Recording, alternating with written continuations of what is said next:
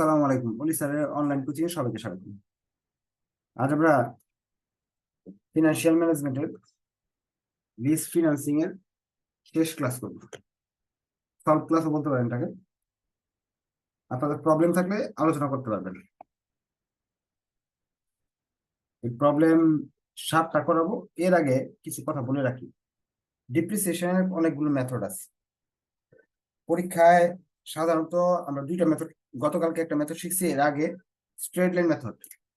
Depreciation সমান সমান cost minus SV by life. যেমন একটা মেশিনের দাম আছে 1,00,000 টাকা, এসবি আছে ধরে নেন 1,10,000, এসবি আছে 10,000 টাকা, লাইফ হলো 5 বছর, কস্ট হলো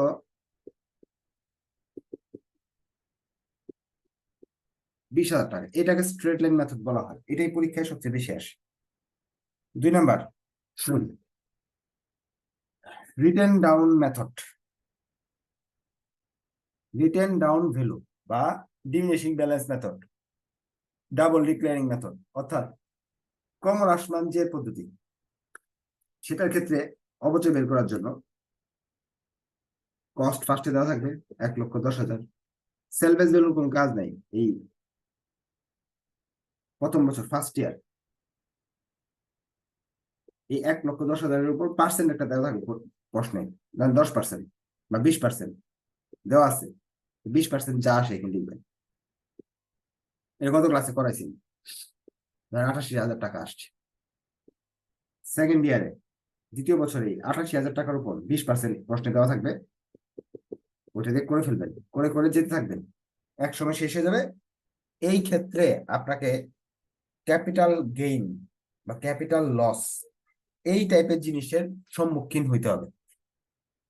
যেমন গত ক্লাসে হয়েছিলাম আমরা, এই যে গত ক্লাসে আমরা এই অঙ্ক করতে গেলে রিটেন ডাউন মেথড বলা ছিল।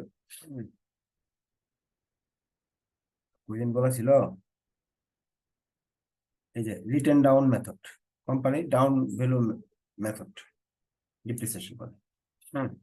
এই অঙ্কে ওইটা দেওয়া আছে। আচ্ছা, লাস্ট যেটা এই বছর 4th ইয়ার 2বার আসছে, ফিনান্সিয়াল ম্যানেজমেন্ট এবং ইনভেস্টমেন্ট ম্যানেজমেন্ট বইতে, sum of year digit method. Sum of year digit method অনেক সহজ মেথড, কিন্তু অনেকে পারছেন। বের করার জন্য ফার্স্ট ইয়ারের ডিপ্রিসিয়েশন বের করবেন এইভাবে। ডিপ্রিসিয়েশন বের করার ক্যালকুলেশনটা 3টা ঘর করে নেবেন। এটা হলো ইয়ার, এটা হলো ক্যালকুলেশন।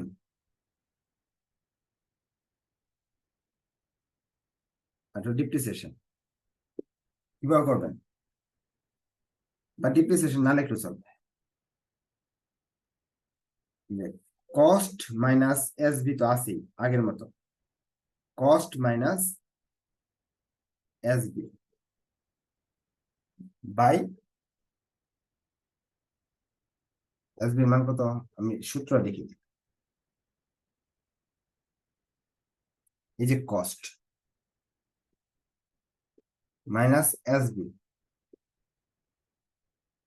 5 বছর অঙ্ক না, 5, 4, 3, 2, 1 এভাবে লিখব। যত বছর অঙ্ক থাকবে তত বছর এখানে লিখবে এভাবে। এটা সাম অফ ইয়ার ডিজিট মেথড। গুণ করবো 5 দিয়ে, তারপর প্রথমটা চলে আসবে।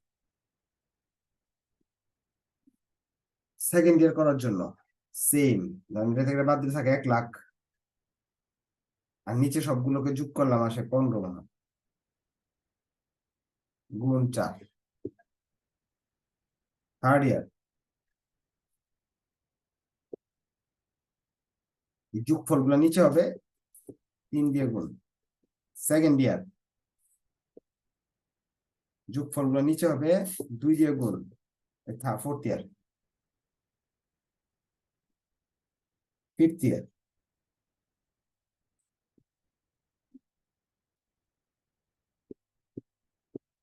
অর্থাৎ সাম অফ ইয়ার ডিজিট মেথডে 5 বছর অঙ্ক করলে নিচ থেকে 1, 2, 3, 4, 5 5 উপরে হবে, 4, 3, 2, 6 বছর অঙ্ক যদি হয় ধরেন, 6 বছর অঙ্ক, তাহলে এটা হবে 6, 5, 4, 3, 2 আরো 1 বছর হবে, যোগফল কি হবে? নিচে হলো 21, 21, 21। এই মেথডটার নাম হলো সাম অফ ইয়ার ডিজিট মেথড। এখন এই মেথডটা পরীক্ষায় 2বার আসলো ফাইনাল ইয়ারে। যারা পড়ছে তাদের পারছি, আর যারা পড়ে নেই পারে নাই। আপনাদের প্রশ্ন থাকলে হাত উঠিয়ে প্রশ্ন করতে পারবেন। এখন আমরা প্রবলেম 7 নিয়ে একটু আলোচনা করবো। এটা ইনভেস্টমেন্ট ম্যানেজমেন্ট 4th ইয়ার ম্যানেজমেন্ট ডিপার্টমেন্টে আসছিল। A company wish to acquire an assets costing টাকা 200 লাখ। একটা জিনিস কিনতে যাচ্ছে 200 লাখ টাকা, 200 লাখ টাকা দাম। প্রথমে যে আমাদের প্রবলেম 7 দেওয়া আছে, একটা জিনিস কিনতে যাচ্ছে, সেই জিনিসটার দাম 200 লক্ষ, 200 লক্ষ, 200 লক্ষ মানে 2 কোটি। The company has an offer from a bank to lend 18% payable in 3 equal year-ended installment। 2 নম্বর তথ্য পাইছি, 3 বছরের অঙ্ক এবং সুদ নিবে 18%। এরপর a leasing company has also submitted a proposal to the company to acquire the assets on lease at yearly rentals of টাকা 450 per টাকা 1000 of assets value for 3 year payable at the end।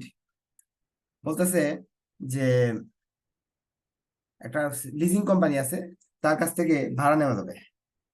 ভাড়া নিলে সম্পদের দাম যদি 1000 হয়, annual lease rent হবে, সম্পদের দাম যদি 1000 হয়, তাহলে ভাড়া দিতে হবে 450 টাকা। এই নিয়ে আমি বিস্তারিত আলোচনা করবো। 3 বছর নিতে পারবে। The leasing company shall maintain the assets during last period।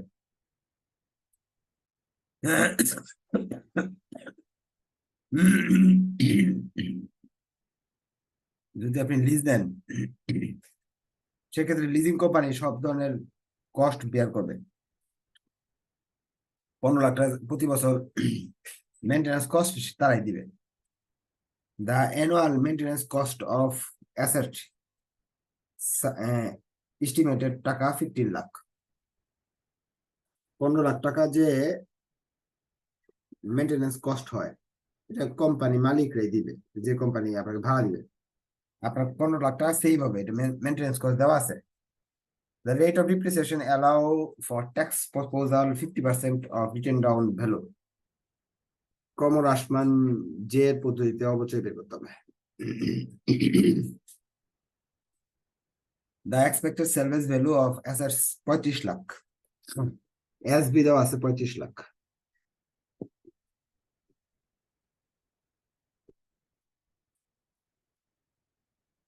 The tax rate 40%। কোন অফারটা নিব শেষে বলছি, 40%। এখন অফার কোনটা নিব সেটা জানতে চাইছি। আমি আবার প্রশ্ন বুঝাই দিতেছি। প্রশ্ন বলছে 2 কোটি দামের একটা মেশিন দরকার, 3 বছর দরকার আমাদের। সেই মেশিনটা আপনি 18% সুদে ঋণ নিতে পারেন। ঋণ নিলে সুদ দিতে হবে 18%। আর 3 বছর পরে এটা বিক্রি করতে পারবেন 35 লাখ দিয়ে। যদি ভাড়া নেন, প্রতি বছর ভাড়া দিতে হবে সম্পদের দামের তুলনায়। 1000 টাকা দামের সম্পদ যদি হয়, 450 টাকা দিতে হবে। এই ভাড়া থেকে আবার মেনটেন্যান্স কস্টটা তারাই মালিক, যে ব্যক্তি ভাড়া দিবে সেই বহন করবে। আর 15 লাখ টাকা যদি আপনি ভাড়া না নেন, এই 15 লাখ টাকা কিন্তু মেনটেন্যান্স কস্ট আপনার দিতে হবে। এই টাকার এই মেশিনটা চালাতে 15 লাখ টাকা প্রতি বছর খরচ হবে। এগুলো সব পারেন আপনারা। অবচয় হলো 50% ধরতে হবে। রিটার্ন ডাউন মেথডে ট্যাক্স রেট 40%। গত দিনের অঙ্কের হুবু কপি। 1 নম্বর স্টেপ, অ্যানুয়াল লোন পেমেন্ট বের করতে হবে।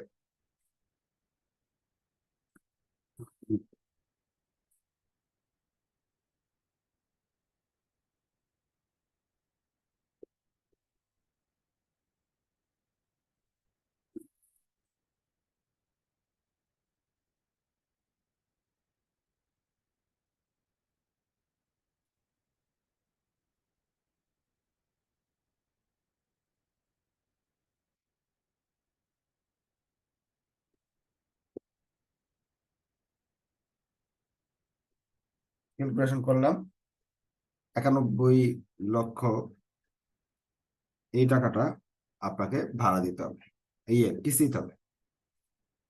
2 নম্বর step, depreciation.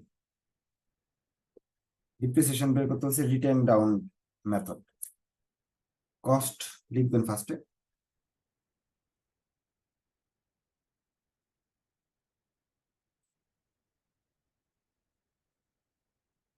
First year 50%,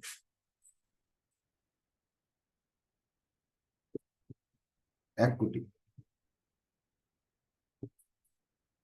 second year 1 কোটির 50%, কষ্ট দেওয়া আছে 50%।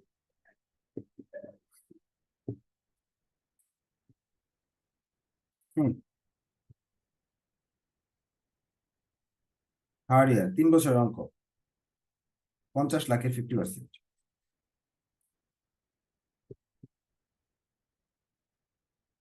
এসবি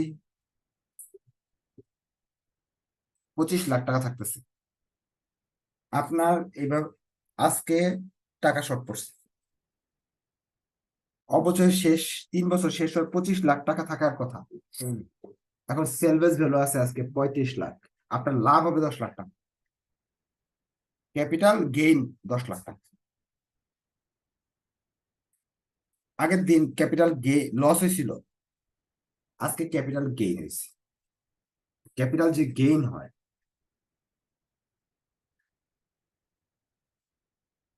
দেখবেন ক্যাপিটাল গেইন,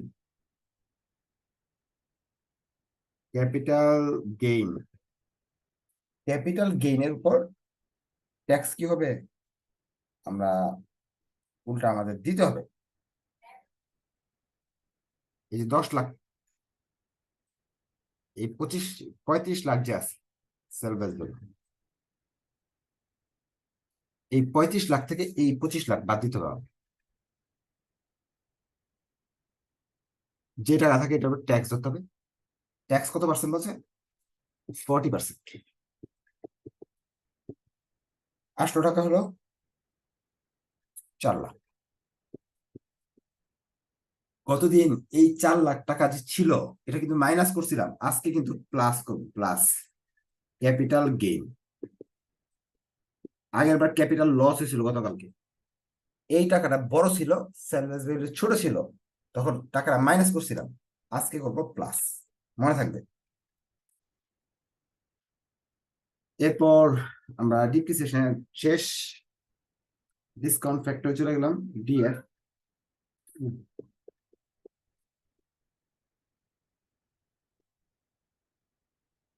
ডিএফ এর মান আসতেছে আপনার 10 এটা ডিএফ।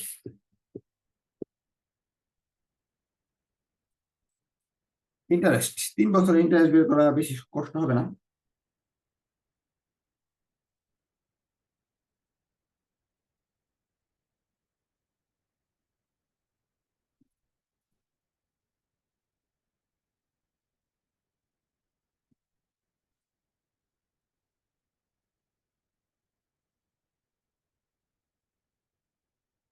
ইয়ার 1, 2, 3, beginning balance, annual loan payment, interest,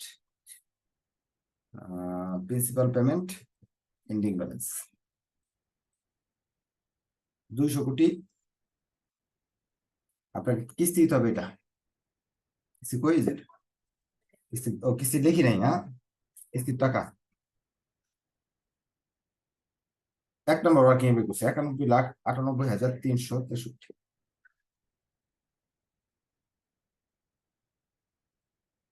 এই টাকার উপর 2 নাম্বার, 3 নাম্বার, 4 নাম্বার সময় সময় 2 নাম্বার ঘরের উপর সুদের হার হলো 18%। এগুলো আপনারা পারেন, যেহেতু 7টা ক্লাস করছেন, যারা ভালো পারেন তারাই তো করছেন, অন্যরা তো করেননি। কারো কোন কোয়েশ্চেন থাকলে হাত উঠান, এটা থেকে বাদ দিলাম।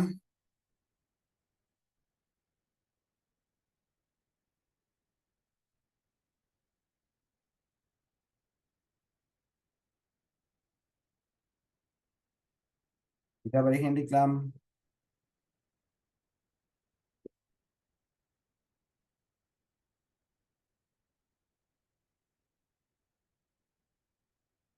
এগুলো আপনারা পারবেন। আমি তারপরও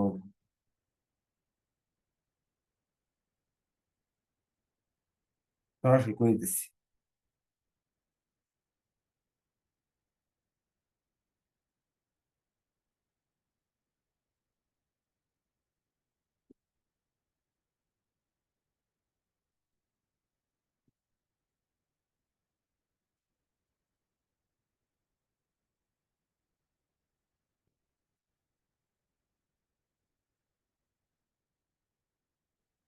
এখন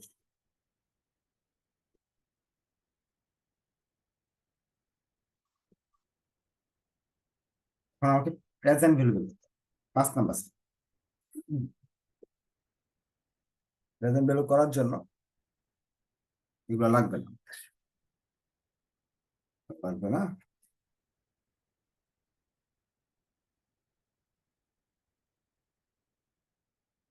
ডিপ্রিসিয়েশন এমসি, এমসিপি হলো 15 লাখ।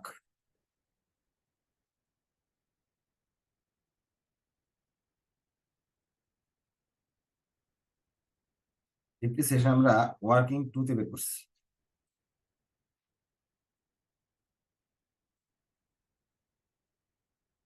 1,50,00,000, 25 লাখ।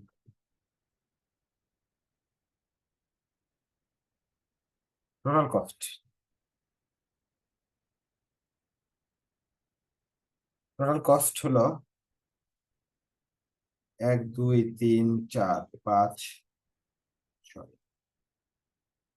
3, 4, 3, 4, 5, এই তিনটা যোগফল।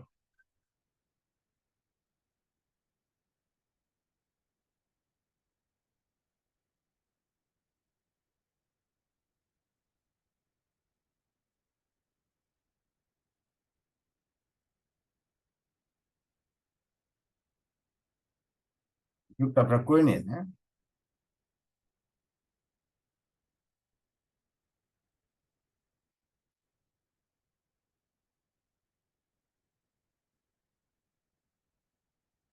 যোগটা কত আসে? 1,51,00,000 মানে। যোগ করে নিন। ট্যাক্সে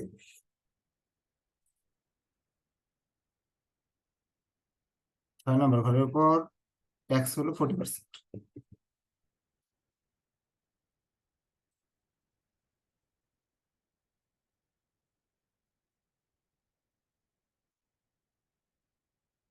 তারপর 40% করলে 151,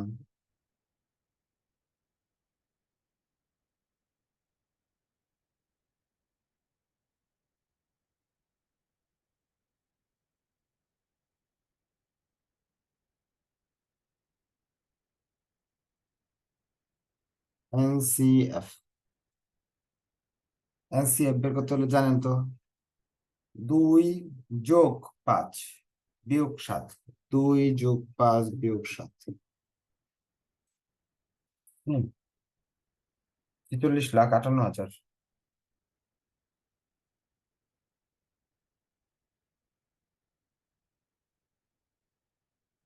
ডিএফ 9 নম্বর ঘর, এই যে ডিএফ এর মান দেওয়া আছে। 1 দিলে মান আসবে 0.999025 পিভি, এই দুটার গুণফল। পিভি তো লেখার জায়গায় নেই। আচ্ছা, এটা একটু কষ্ট করে এদিকে লিখে দিতেছি, আপনারা একটু বুঝে নিন, হ্যাঁ। পিভির ঘরটা এদিকে লিখতেছি, 9 নম্বর ঘরটা।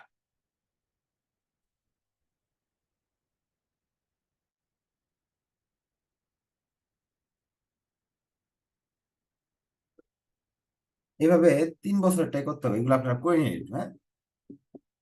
দেখালাম না, এগুলো পারবে না।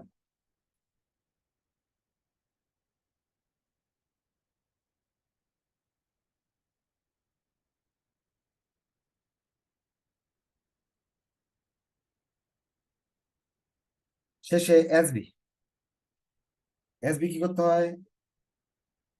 এসবি এসবি এনসিএফ এ লিখতে হয়, 15 লাখ লিখবেন। এসবি কিন্তু মাইনাস করতে হয়। হুম। তৃতীয় বছর ডিএফ যেটা আছে, তৃতীয় বছর ডিএফ যেটা আছে এটা লিখতে হয়। এই দুটা গুণ করলাম, গুণ করলে এখানে আসবে মান।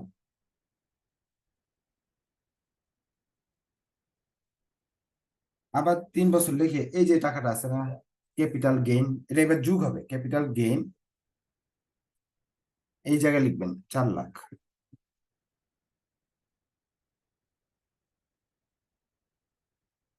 গুণ করে যে টাকাটা আসে সেটা যোগ করবেন, টোটাল নামাবেন, প্রেজেন্ট ভ্যালু বেরিয়ে আসবে।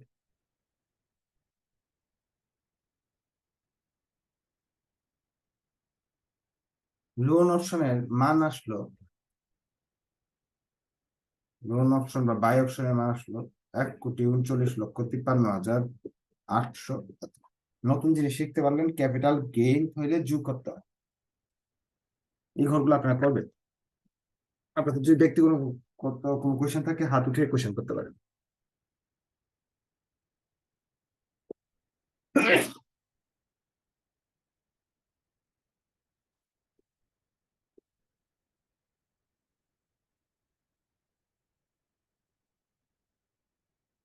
হুম। ও হ্যাঁ, তো 6 নম্বর স্টেপ, অ্যানুয়াল লিজ রেন্ট। এই যে লিজ রেন্ট 2 কোটি গুণ নিচে হলো 1,000, উপরে 450। 1,000 টাকা যদি সম্পদ দাম হয়, সেক্ষেত্রে 450 আপনাকে দিতে হবে। সেই হিসাবে লিজের ভাড়া হবে আপনার 90 লাখ। ওই 90 লাখ থেকে এমসি, এই টাকা থেকে এমসির টাকা বাদ দিতে হবে। 15 লাখ থাকলো হলো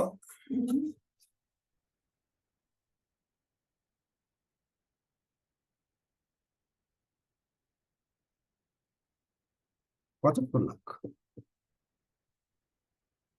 75 lakh annual lease rent, 75 lakh.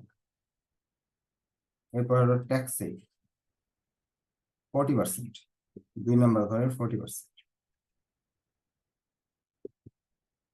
আসবে 30 lakh. NCF 35। Present value PV 7 নম্বর ওয়ার্কিং এর মাধ্যমে ডিএফ বের করে নিবে। প্রেজেন্ট ভ্যালু ফ্যাক্টর বা ডিএফ, 3 বছরের ডিএফ বের করে নিবে সূত্রের মাধ্যমে।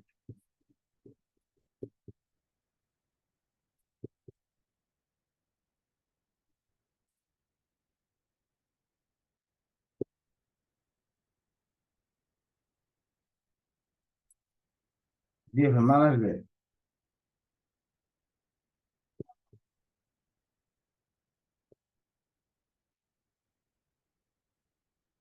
এই দুটা গুণ করবো।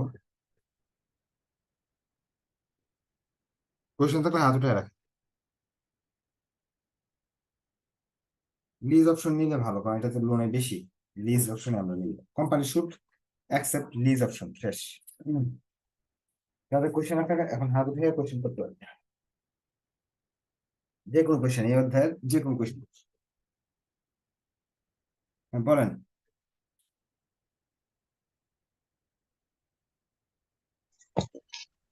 স্যার স্যার বলেন। হুম।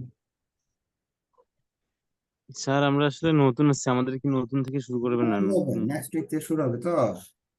এখন আপনাদের নতুন যাদের এটা শুরু করব। আর ক্লাসে এটা এটা কি আপনাদের আগে বলা হয়েছে কি, যারা নতুন আছেন তারা এগুলা স্কিপ করে নতুন চ্যাপ্টার যখন শুরু হবে তখন থেকে শুরু করেন। আপাতত ভিডিও দেখতে থাকেন, 1 নম্বর চ্যাপ্টার আর 5 নম্বর চ্যাপ্টার দেখতে থাকেন। নেক্সট উইক থেকে শুরু করবো ইনশাল্লাহ। আর কারণ কোয়েশন এই চ্যাপ্টার অন্য কোনো অঙ্ক নিয়ে কোনো কোয়েশন আছে থাকলে বলেন। কোয়েশন থাকলে বলেন।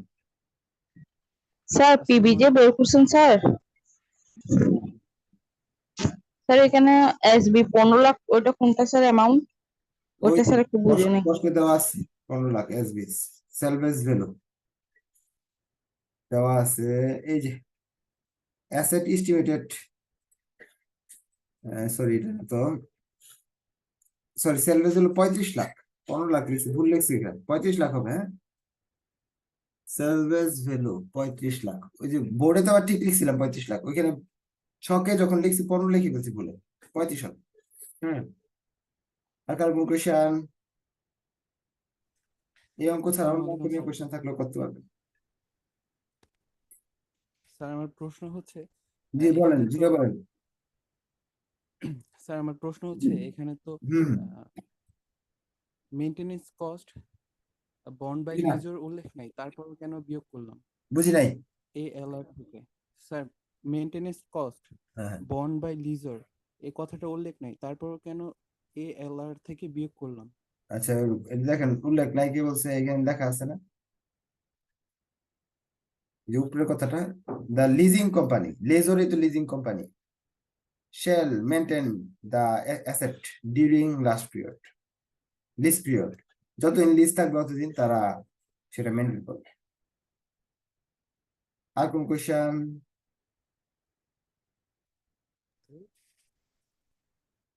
কোয়েশ্চেন থাকলে বলেন। যতটুকু শিখাইছি এর বাইরে আর প্রশ্ন আসার কোনো সুযোগ নেই। হ্যাঁ, এগুলো আলোকে আর বই থেকে করবেন অঙ্ক, আর নেক্সট উইক আমরা নতুন চ্যাপ্টার ধরবো, কিন্তু নেক্সট উইকে তো পূজার বন্ধ করে দেবে, দুর্গা পূজা আছে, কারণ সনাতন ধর্মের অনেক স্টুডেন্ট আমার কাছে পড়ে, যেমন ঈদে যেরকম বন্ধ নেই, পূজারও বন্ধ হবে, তো নেক্সট উইকে মনে হয় না নতুন চ্যাপ্টার রবিবারে করাতে পারবো ক্লাস, তারপর নেক্সট উইকে দেখবো নতুন চ্যাপ্টার ধরতে চেষ্টা করবো। ধন্যবাদ সবাইকে, আসসালামু আলাইকুম।